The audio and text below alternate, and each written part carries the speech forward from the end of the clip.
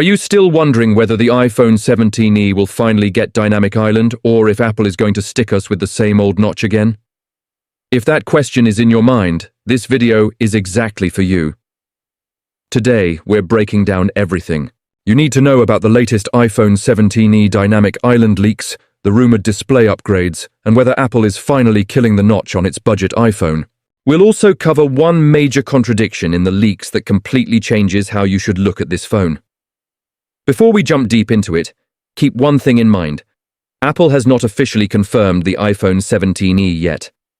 Everything in this video is based on leaks and reports from credible sources like MacRumors, Gadgets 360, 9to5Mac, and well-known tipsters in the Apple leak community. Nothing is 100% final until Apple gets on stage and makes it official. With that said, let's get into the biggest question: is the iPhone 17e getting Dynamic Island or not? iPhone 17e display leaks, Dynamic Island versus notch multiple leaks. Now strongly suggest that Apple is planning to ditch the old notch design and bring Dynamic Island to the iPhone 17e. According to Gadgets 360, the iPhone 17e is expected to replace the outdated notch with a Dynamic Island display, bringing a feature that was once exclusive to higher-end models down to Apple's budget lineup for the very first time. MacRumors also reported that popular leaker Digital Chat Station claims the iPhone 17e will feature a 6.1-inch OLED display with Dynamic Island. That would mean a modern front design, smaller cutout compared to the notch, better integration with system animations and apps. In simple terms, if this leak is accurate, the front of the iPhone 17e would look much closer to Apple's flagship models, instead of looking like an older generation iPhone. But here's where things get really interesting and confusing. Another report, also highlighted by MacRumors, suggests the exact opposite.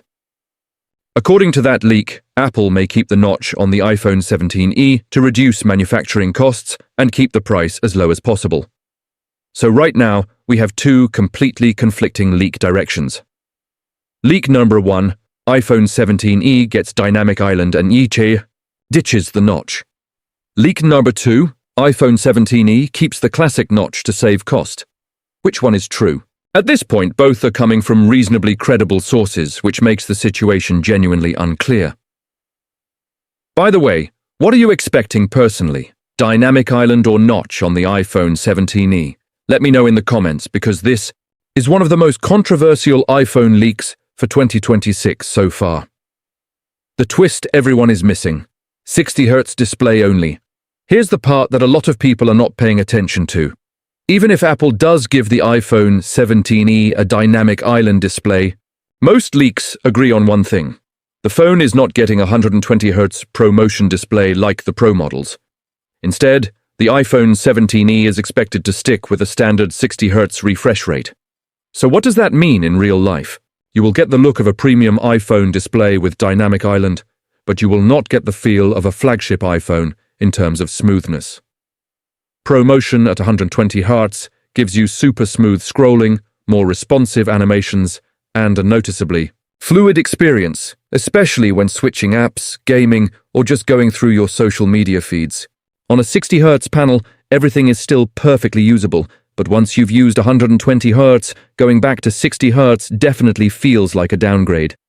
So, if the leaks are true, Apple's strategy for the iPhone 17e display might be premium design on the front, thanks to Dynamic Island, budget-friendly performance on the inside, with 60Hz only. In other words, Apple might be giving you the appearance of a flagship at a lower price, while still keeping promotion as a key selling point for the more expensive models. Why Dynamic Island actually matters, it's not just cosmetic. Now you might be thinking, okay, it's just a cutout at the top of the screen. Why is everyone making such a big deal about Dynamic Island on the iPhone 17e? The reason is that Dynamic Island isn't just a different shape, it's a completely different way for iOS to interact with your screen. Here's what Dynamic Island can do that the notch never could. Show live activities like timers, music controls, ongoing calls, ride-sharing updates, live scores, and more in a tiny interactive area at the top. Let you quickly switch between tasks, like controlling your music while checking directions, or tracking a delivery while texting. Turn that cutout from something you ignore into something you actively use. With the notch, it was always dead space. It just sat there, took up part of your screen, and gave you nothing in return except housing the camera and Face ID. With Dynamic Island, Apple turned that problem into a feature. So if Apple brings Dynamic Island to the iPhone 17e, you're not just getting a better-looking phone. You're getting a more interactive notifications system, smarter multitasking in a small space, a modern iOS experience that matches what app developers are now targeting, and that would be a huge step forward for Apple's budget lineup. Why Apple might still keep the notch on iPhone 17e, but let's look at the other side of the argument, because the notch's staying leak isn't completely crazy either.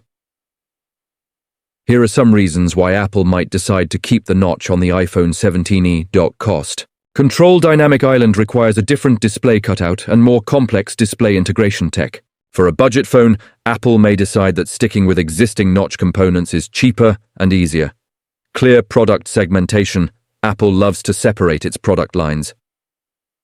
Keeping Dynamic Island plus ProMotion plus thinner bezels for higher end iPhones while leaving the notch and 60 Hz for cheaper models is a classic Apple move. It forces more people to upgrade to mid-range or Pro models if they care about the latest design. Using existing parts, Apple often reuses older components in cheaper iPhones, displays, cameras, even chipsets. If the iPhone 17e is meant to be a budget-friendly device or an SE-style phone, reusing notch-based screens from previous generations would make a lot of sense from a manufacturing standpoint. So while a lot of leaks lean toward Dynamic Island, there's still a very real chance Apple plays it safe, sticks with the notch, and focuses more on internal upgrades instead of front design.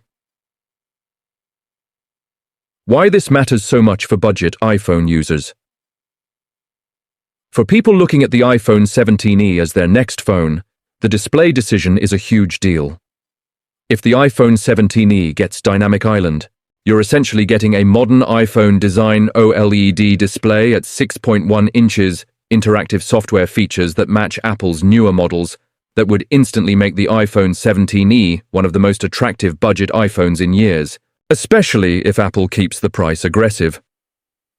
But if Apple keeps the notch, here's the problem. Visually, the phone will look dated compared to the rest of the lineup. You miss out on all the Dynamic Island-based improvements developers are now building into their apps.